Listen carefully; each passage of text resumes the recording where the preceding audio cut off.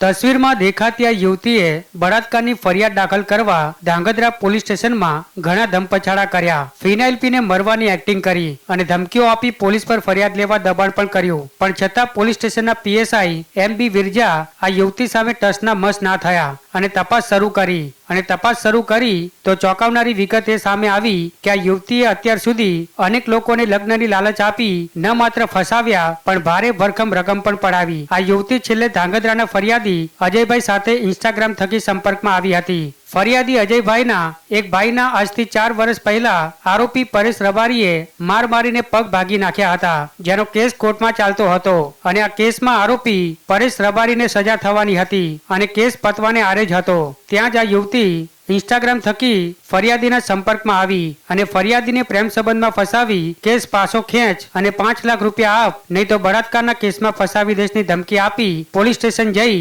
ફરિયાદી સામે બળાત્કારની ફરિયાદ દાખલ કરવા ધમપછાડા કર્યા હતા. પણ પોલીસની સૂઝબૂઝ અને 3 દિવસની તપાસ બાદ બળાત્કારની ફરિયાદ કરતી આ યુવતી હની ટ્રેપ માસ્ટરમાઇન્ડ નીકળી છે. આમ પીએસઆઈ એમ.બી. વિરજાની 3 દિવસની મહેનત રંગ લાવી અને એક સાચા અને નિર્દોષ વ્યક્તિને